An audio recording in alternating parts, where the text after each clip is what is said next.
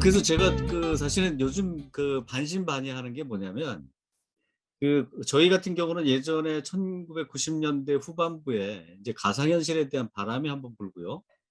그다음에 2003년에서부터 7년까지 세컨 라이프에 대한 바람이 한번 불고, 그다음에 지금 이제 메타버스에 대한 이제 바람이 막 불고 있어서, 이거 인제 긴 롱텀으로 보면, 이것도 하나의 바람이냐 아니면 실제 정말 뭔가 포인트가 될 것이냐라고 하는 게 굉장히 좀 궁금해요, 사실은.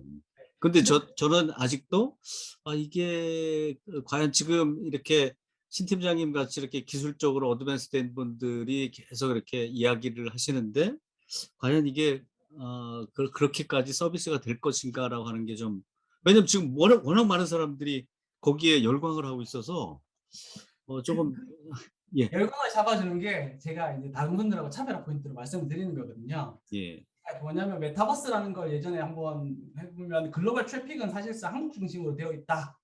예. 하지만 그러니까 메타버스에 있는 원래는 네 가지 속성이라고 하잖아요. 라이프 로깅, 그다음에 뭐 가상현실, 증강현실, 그다음에 미러월드. 이걸 2020년대 용어로 딱 정리를 해보니까 예. 라이프 로깅은 소셜 미디어인데 아바타가 MZ 세대 등등이 음. 새로운 세대들이 활용하는 아바타가 활동하는 공간. 음. 그다음에 그 가상현실, 증강현실은 합쳐서 XR.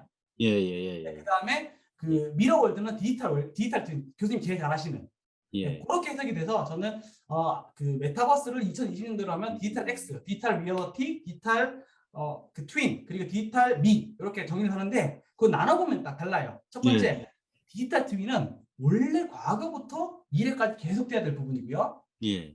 그다음에 그 아바타가 활동하는 공간은 MZ 세대 중심으로 되기 때문에, 그리고 최근 들어 이슈가 되기 때문에 현재부터 음. 미래까지. 그다음에 XR은 미래에서 미래까지. 그래서 나눠보면 디지털 트윈은 계속해 왔던 거고, 아바타 중심으로 움직이는 거는 현재부터 미래까지 되는 거고, 지금 고민되는 언제 올까라고 하는 부분은 바로 XR 부분이에요. 예예. XR 부분도 사실상 그 스마트폰, 그러니까 이게 시간이 되게 오래 걸리잖아요. 항상 그렇죠, 모든 그렇죠. 스마트폰도 최초의 스마트폰은 1990년대에 나오는 IBM의 사이먼이거든요. 하지만 스마트폰이 대중적으로 많이 활용된 건 2007년이거든요. 그 사이에 아시잖아요. PDA, 팜 PDA도 있었고, 예. 그다음에 블랙베리도 있었고, 그다음에 노키아의 멀티미디어 폰도 있었고, 그다음에 스마트폰이 나오는데 말씀하신 것처럼 HND였다가 뭐였다고 하면서 계속, 음. 그러니까 방향은 맞는데 이슈화를 시키기 위해서 계속 단어를 바뀌어가면서 만들어가는 것 같아요. 예. 네. 근데 아니 근데 이게 말씀하시는 게 너무 거침이 없으셔 가지고. 예, 저 같은 경우는 제가 소심해서 그런지 항상 뭔가 이렇게 기술이 오든지 서비스가 오면 이렇게 약간의 반신반의를 하는데, 네. 팀장님은 그냥 이렇게 확신에 차서 이야기를 하시네요. 왜냐하면 아까 네트워크로, 그러니까 확신을 찾기보다는 예. 해보니까 현재 거, 저는 과거를 통해서 그러니까 미래를 얘기는 음. 하는데 예. 딱 보니까, 그러니까 그게 그 투영 뭐예요 그거, 약간 옛날에 했던 게 바로 나타나는 거 있잖아요. 예예예예. 예. 데자뷰처럼 나타나는 것처럼 예. 보여서. 예답이 비슷하게.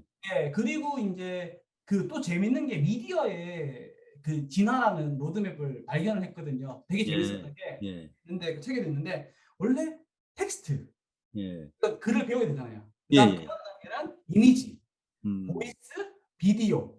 음. 3가지가 사실 스마트폰이 구현하는 거거든요. 그다음 단계가 뭘까 하는 거 보면 그거 다 고민하죠. 그다음 단계가 XR인 거예요. 왜냐? 음. 말씀드렸던 그 3,360도 공간인데 제일 좋은 게 뭔지 아세요? XR이면? 가벼우면. 음. 핸즈 프리.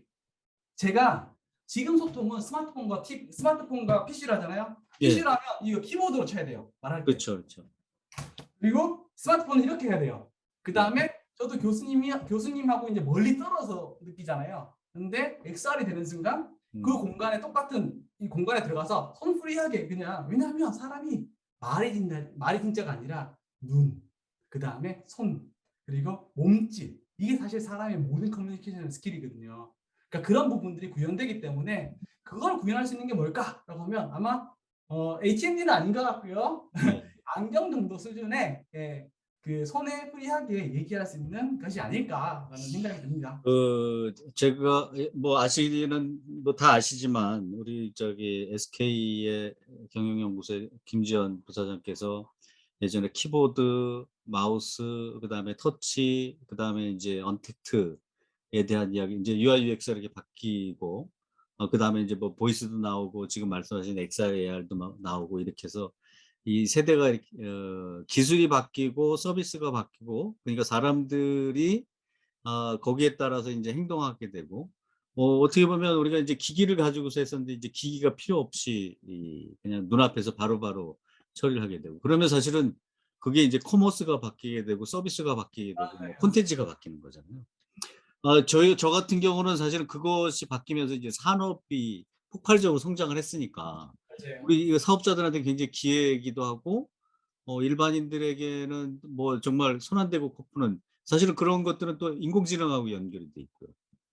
그래서 저는 무슨 생각을 했냐면 그거의 기초가, 지금 팀장님께서는 이제 5G나 6G나 이제 네트워크를 얘기하시는 거고 서비스의 속도. 저 같은 경우는 약간 센서 같은, 센서를 기본, 거기에 센서의 그 보고서에 의하면 2025년을 기준으로 해 가지고 한 1조 개 정도가 나온대요.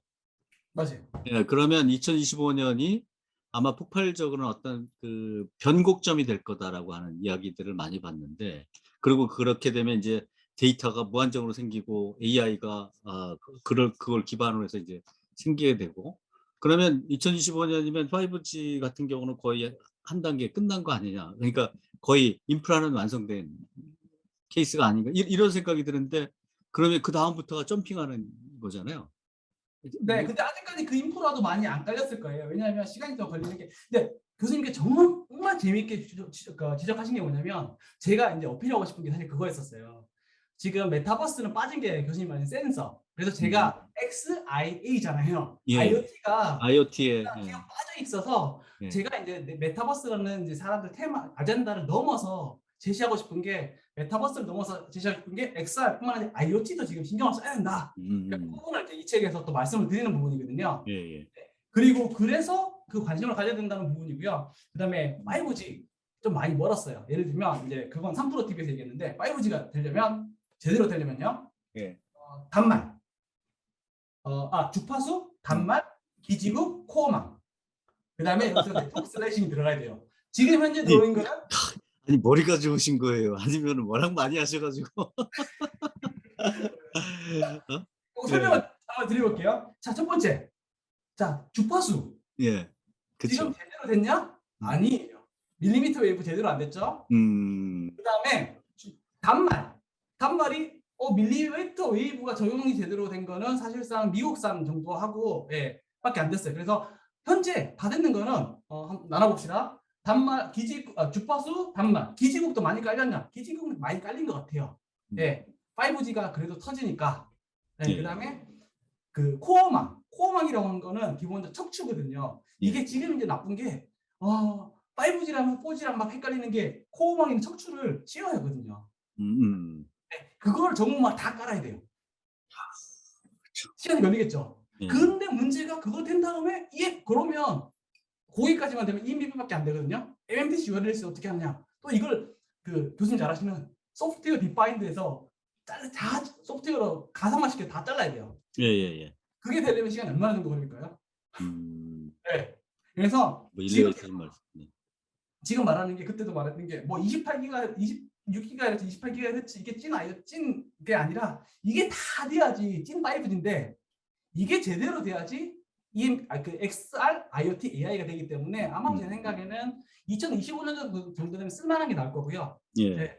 그리고 그래서 뭐 2028년도, 2027년도, 2028년도 했을 때 제대로 된 부분이, 그러니까 기기 활용될 수 있는 부분이 재밌게 되지 않을까라고 했는데, 그리고 교수님 또 말씀하셨던 게, 센서가 2025년대에 나온다고, 그러니까 활성화가 많이 된다고 하셨잖아요. 예예예. 그게 제가 예전에, 제가 혹시 기억나시나요? IoT를 되게 많이 했었거든요. 예.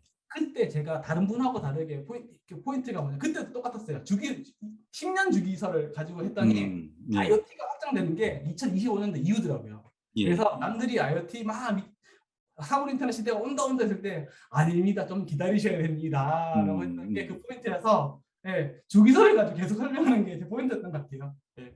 아니, 그 저는 사실은 10년 전부터 MWC를 가면 10년 전부터 IoT 세상 옵니다. IoT 세상 옵니다. 그랬는데 10년 동안 똑같은 얘기들을 하지만 그 느낌이 어떤 느낌이었냐면 최근에 들어와서 한 4-5년 전서부터는 약간 디테일하게 변했다. 과거에는 그냥 IoT 세상 옵니다.